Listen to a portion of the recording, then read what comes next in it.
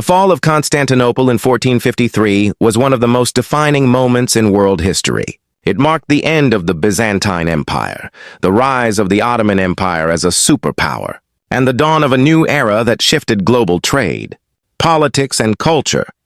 For more than 1,000 years, Constantinople had been a jewel of civilization. Founded in 330 CE by Emperor Constantine, the city stood as the capital of the Byzantine Empire and a center of Christian orthodoxy, wealth, and power.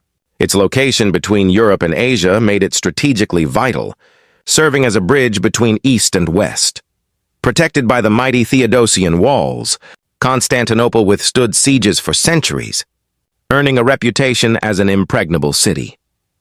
By the 15th century, however, the Byzantine Empire was a shadow of its former self. It had lost most of its territories to rising powers, particularly the Ottomans. Constantinople itself was surrounded on all sides by Ottoman-controlled lands. Yet, the city still carried symbolic and strategic importance.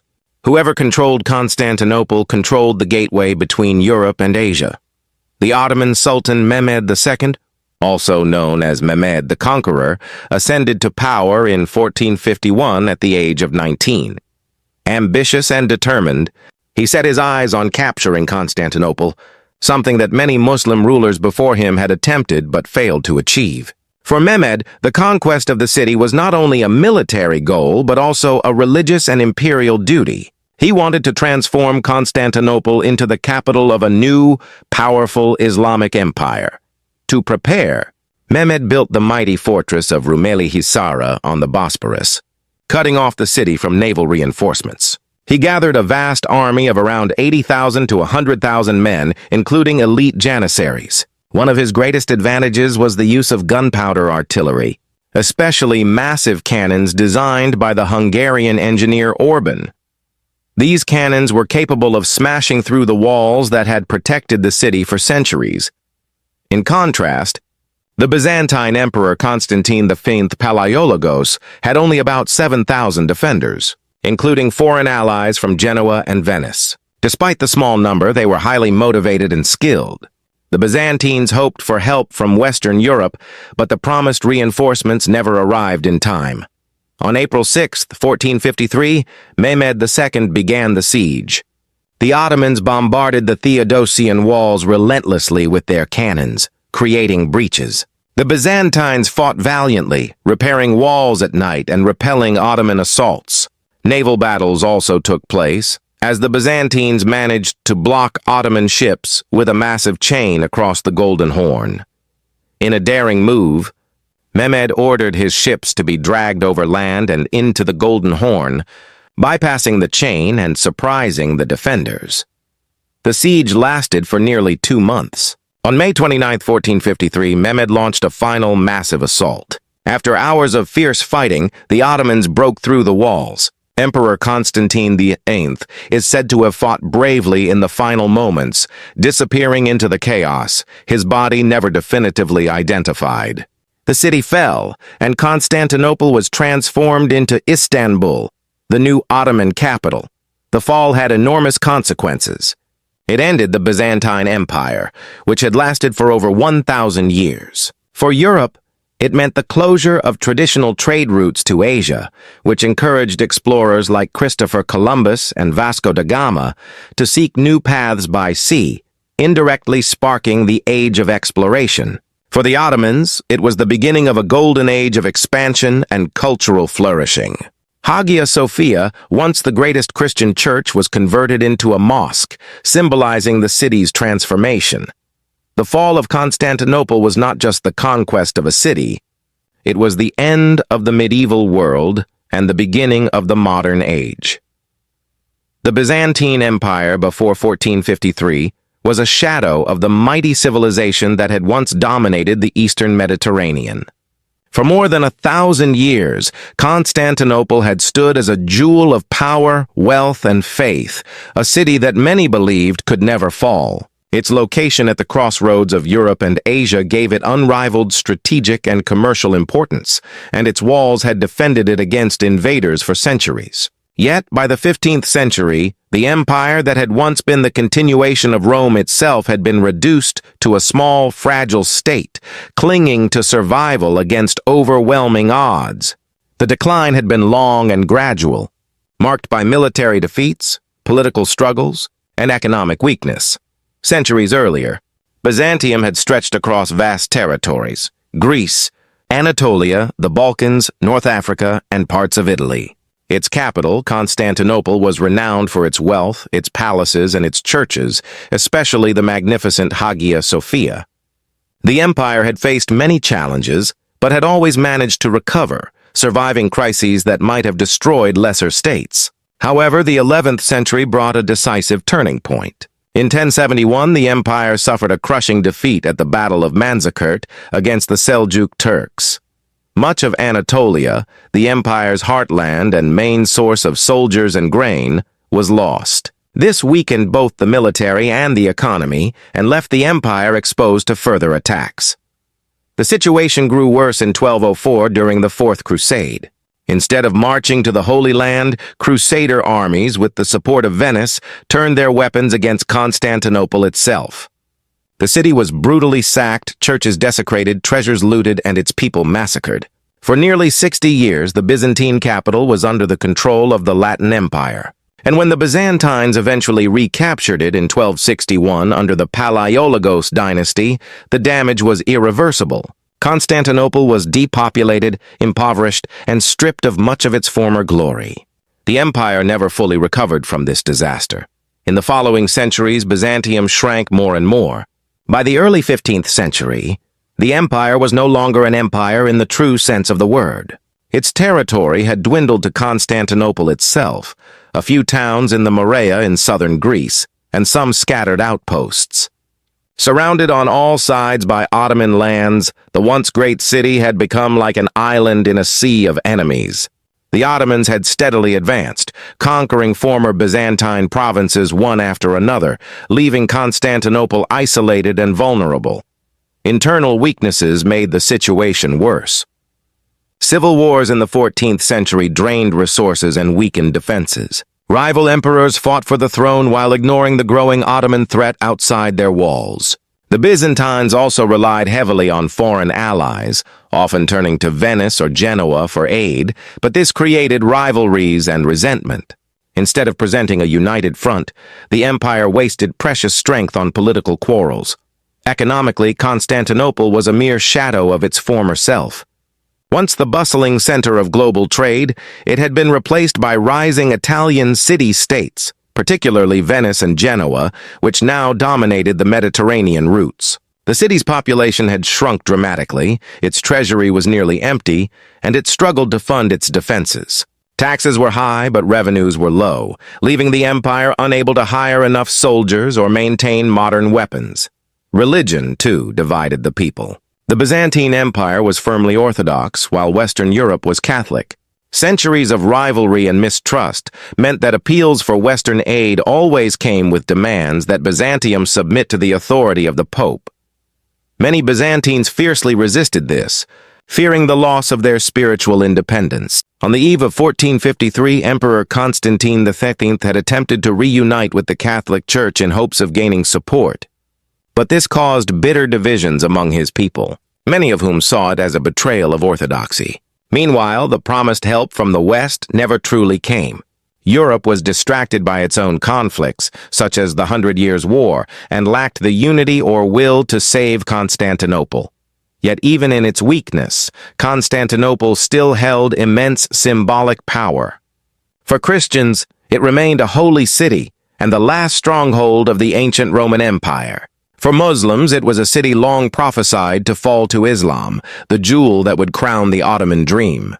This gave the city far greater importance than its dwindling strength might suggest. By the mid-15th century, the Byzantine Empire was little more than a memory of past greatness.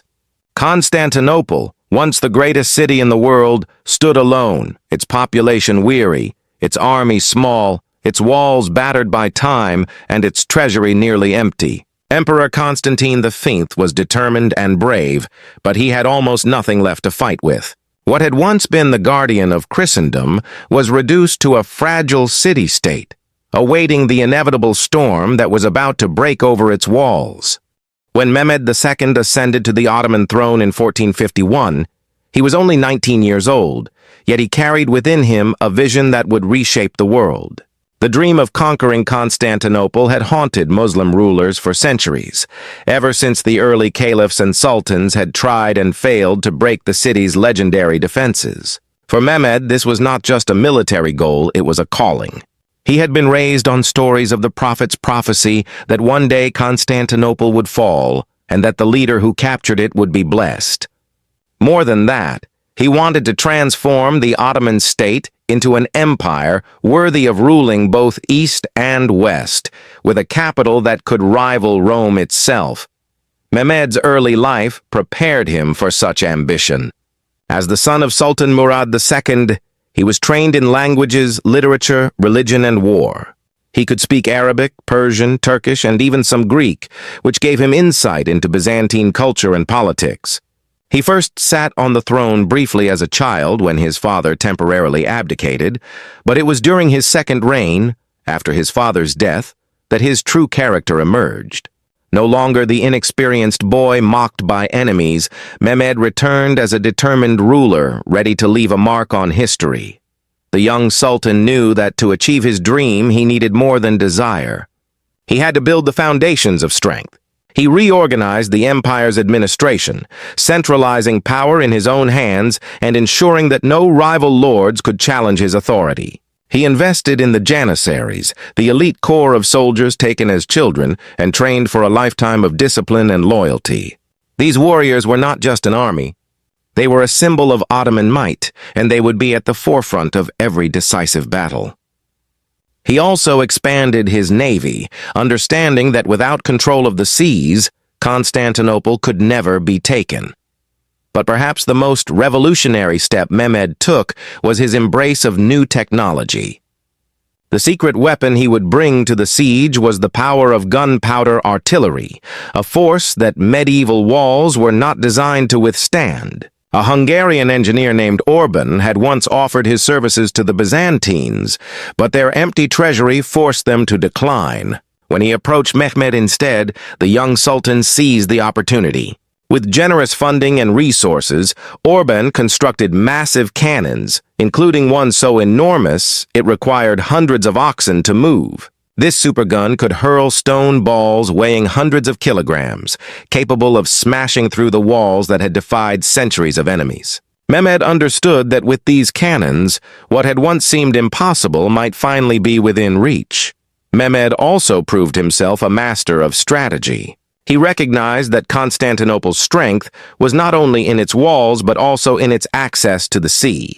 To cut the city off, he ordered the construction of Rumeli Hisara, a fortress on the Bosporus built in record time in 1452. Standing directly across from an older Ottoman fortress, it allowed him to control the narrow strait completely. Any ship sailing into or out of Constantinople had to pass under the shadow of his guns. With this move, Mehmed effectively isolated the Byzantine capital, tightening the noose before the siege even began. At the same time, Mehmed waged psychological warfare. He spread fear with the size of his army, which may have reached 100,000 men, an overwhelming force compared to the meager Byzantine defenders. He also used diplomacy to ensure that no other powers would interfere. By signing temporary treaties with rivals and neutralizing threats on his borders, he guaranteed that all his strength could be concentrated on the assault. Yet Mehmed's vision went beyond the conquest itself. He did not intend to destroy Constantinople, but to transform it. In his mind, the city was destined to become the capital of a universal empire, a place where East met West, where trade and culture would flourish, and where the Ottomans would project their power for centuries. He dreamed of turning it into Istanbul, a city that would rival Rome and become the heart of the Muslim world. This dream burned within him with relentless intensity. While earlier sultans had besieged the city only to fail or retreat, Mehmed prepared for nothing less than total victory. He was willing to invest months of planning, vast resources, and countless lives. For him, it was not simply about conquering a city. It was about fulfilling prophecy, proving his greatness, and laying the foundation of a new world order. Thus, on the eve of 1453, Mehmed II stood as more than just a young ruler. He was a visionary leader with the ambition of Alexander, the faith of a crusader, and the weapons of a new age. His dream of seizing Constantinople would become the turning point not only of his reign, but of global history. The siege of Constantinople in 1453 was unlike anything the medieval world had seen before. For centuries, the city had been a fortress, a place where invaders broke themselves against the towering Theodosian walls.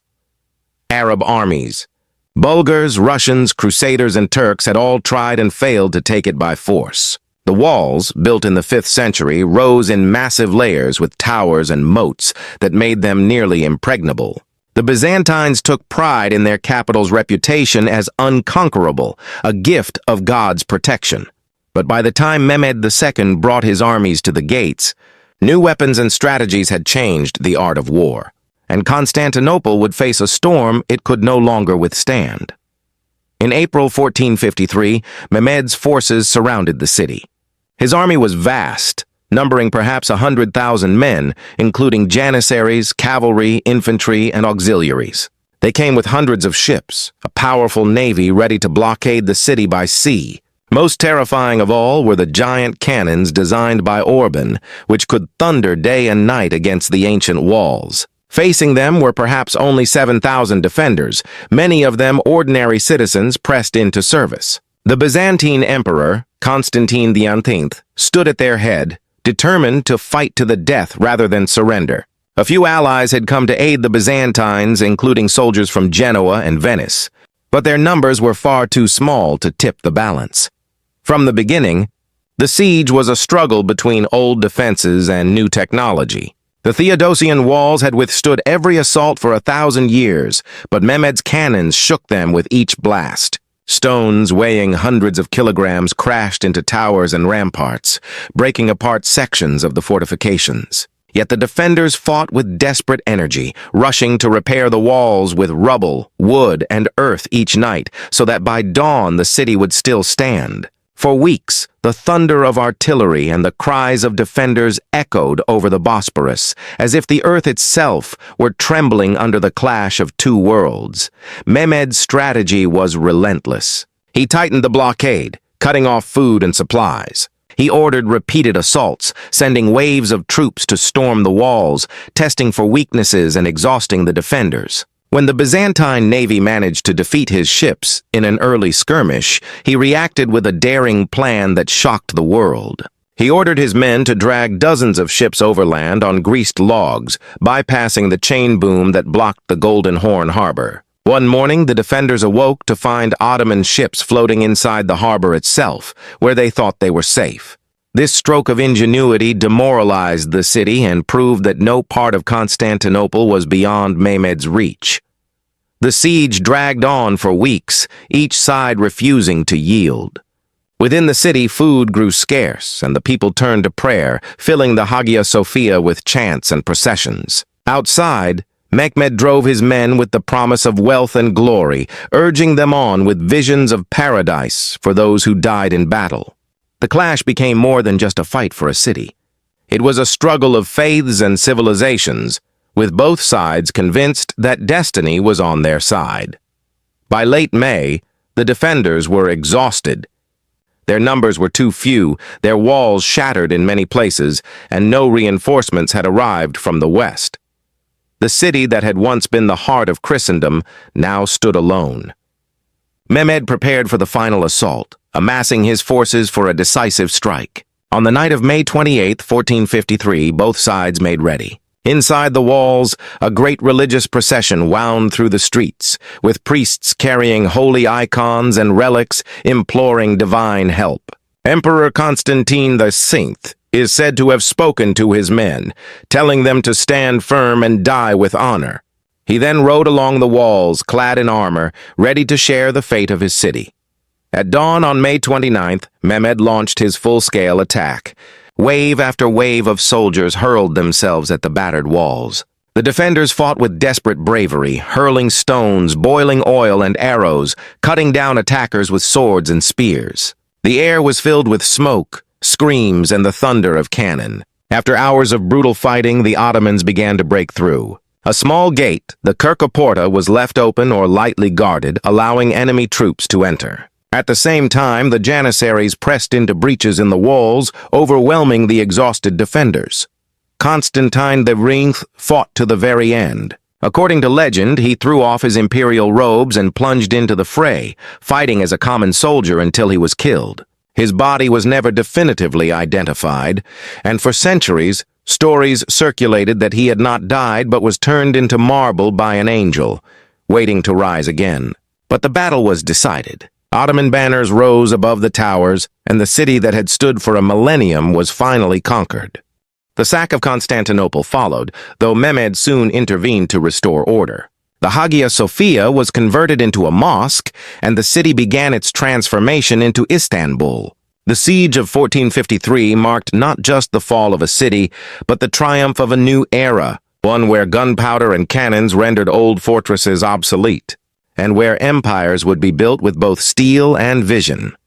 When the final breach was made in the walls of Constantinople on May 29, 1453, the fate of the Byzantine Empire was sealed forever. The city that had stood for more than 1,000 years as the bastion of Eastern Christendom fell in a matter of hours, and with it fell the last remnant of the Roman world.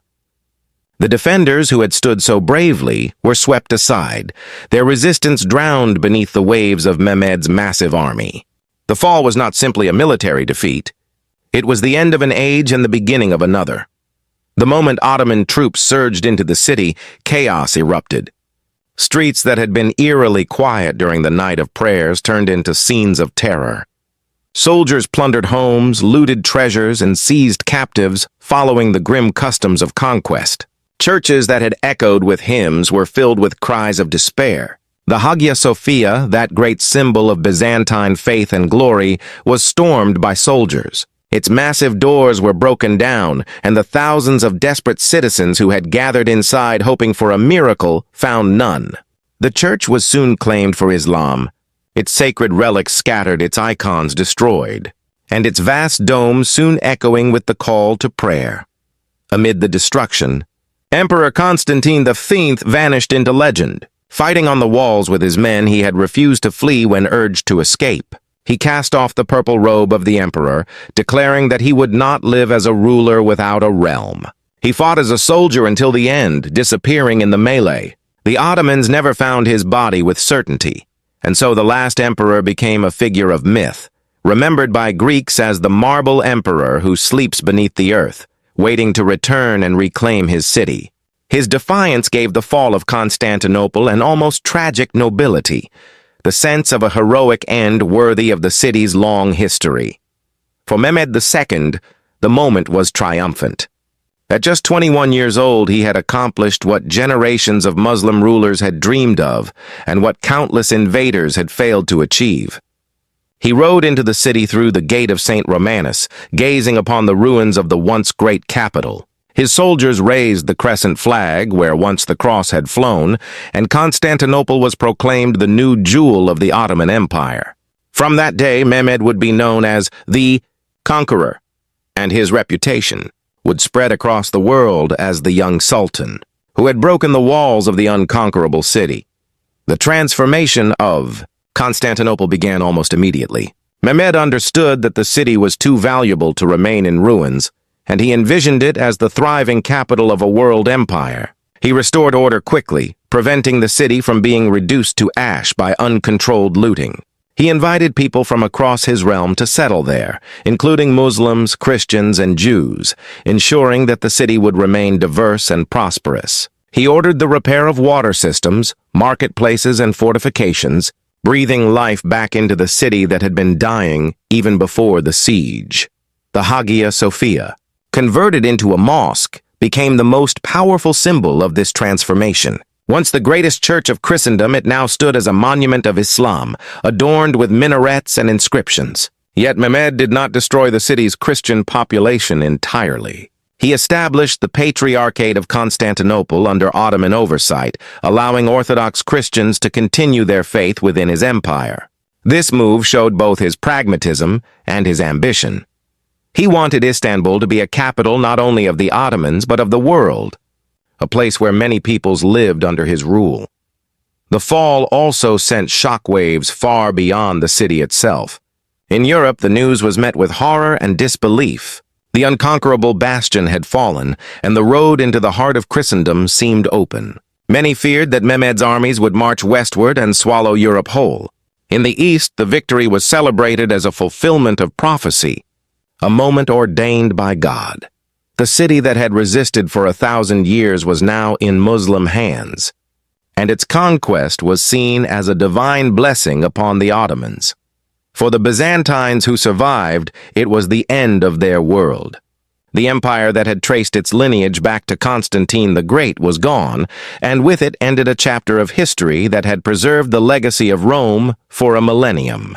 The survivors scattered, some fleeing to Italy, where they carried precious manuscripts and knowledge that would help fuel the Renaissance. Others remained under Ottoman rule, adapting to life in a city that was no longer theirs. Thus, the fall of Constantinople was not just the capture of a city, but the death of one empire and the birth of another. In one stroke, Mehmed secured his place in history and reshaped the balance of power between East and West. Constantinople, once the heart of Byzantium, was reborn as Istanbul, the capital of an empire that would dominate the eastern Mediterranean for centuries. The transformation was swift and profound, and the echoes of that day would resound across the world for generations to come. The capture of Constantinople in 1453 was not simply the end of a city or an empire. It was a turning point that altered the course of world history. The moment the Ottoman banners flew above the shattered walls, the medieval balance of power collapsed and a new era began. The fall of the Byzantine Empire ended a chapter that had stretched for more than 1,000 years. But it also set in motion changes that reached across continents, reshaping politics, trade, religion, and even the way people thought about the world. The immediate consequence was the disappearance of Byzantium, the Eastern Roman Empire that had preserved ancient traditions long after the West had fallen. Constantinople had been its last stronghold, and with its fall, the empire ceased to exist. This marked the true end of the Roman story, a line that had stretched from Caesar to Constantine the Tenth. For Greeks and Orthodox Christians, it was a catastrophe remembered in grief and legend. Yet at the very same moment, it was the beginning of Ottoman greatness. Mehmed II made Constantinople his capital, renaming it Istanbul, and from there he would build an empire that stretched across 3 continents. The city became the center of Ottoman administration, culture, and faith, and in time it grew into one of the most vibrant metropolises on earth. For Christian Europe, the news struck like a thunderclap. Constantinople had long been regarded as the shield of Christendom, the Eastern Wall holding back the advance of Islam. Its fall was seen not only as a military disaster but as a spiritual blow. Preachers warned that the rest of Europe might soon share the same fate, and calls for crusade echoed once again. Though no great crusade followed, the fear of Ottoman expansion shaped European politics for centuries. The Ottomans would indeed push further into the Balkans, Hungary, and even reach the gates of Vienna, leaving Europe constantly on guard against this powerful Muslim empire. One of the most profound effects of the conquest was economic. For centuries, Constantinople had been the key link in the trade routes between East and West. Spices, silk, and precious goods flowed through the city into Europe. With the Ottomans in control, access to these routes became more difficult and costly. European merchants, faced with higher taxes and restrictions, began searching for alternatives. This desire to bypass Ottoman-controlled trade was one of the driving forces behind the great voyages of exploration. Columbus, sailing west in 1492, sought a new path to Asia. Vasco da Gama, rounding the Cape of Good Hope, opened a sea route to India. In this sense, the fall of Constantinople indirectly helped launch the Age of Exploration, leading to the discovery of the New World, and the creation of European colonial empires. At the same time, the fall spurred an intellectual migration. Many Byzantine scholars fled westward, carrying with them ancient manuscripts, knowledge of Greek philosophy, and traditions of classical learning that had been preserved in Constantinople. Arriving in Italy and other parts of Europe, they fed the growing cultural movement of the Renaissance. Artists, thinkers, and scientists drew inspiration from these sources, helping to spark a rebirth of art, science, and human inquiry. In this way, the destruction of one civilization gave birth to another flourishing of culture in the West. The conquest also signaled a revolution in warfare. The great walls of Constantinople had stood for 1,000 years, proof against every army that had come before. Yet Mehmed's cannons had brought them down. Gunpowder and artillery had proven their supremacy, and from then on castles and fortresses across Europe would be redesigned or abandoned. Warfare was entering a new age, and the fall of the city stood as the dramatic proof that no defense was invincible in the face of modern weapons. Symbolically, 1453 has often been seen as the end of the Middle Ages. The loss of Constantinople coincided with the rise of new ideas, new technologies, and new global connections. The medieval world of feudal kingdoms and crusading faiths gave way to the early modern era, where gunpowder, exploration, and the pursuit of knowledge reshaped human destiny. The fall was not just an end, but a doorway into modern history. For centuries afterward, the memory of the conquest lingered. Among Greeks, it was remembered with sorrow, a day of mourning for a city lost, but never forgotten. Legends of Constantine the XV as the Marble Emperor waiting to return kept hope alive. Among Turks and Muslims, it was celebrated as a moment of triumph, the fulfillment of prophecy, and the crowning achievement of Mehmed the Conqueror. The legacy of that day became part of the identity of both peoples, binding them to a history that continues to resonate even now. Thus, the fall of Constantinople in 1453 was more than a battle or the fall of a city. It was the end of Byzantium, the rise of the Ottomans, the shock of Europe, the spark of exploration, the spread of knowledge, and the dawn of a new age. Few single events have carried such immense weight, and the echoes of that moment can still be felt in the world we live in today.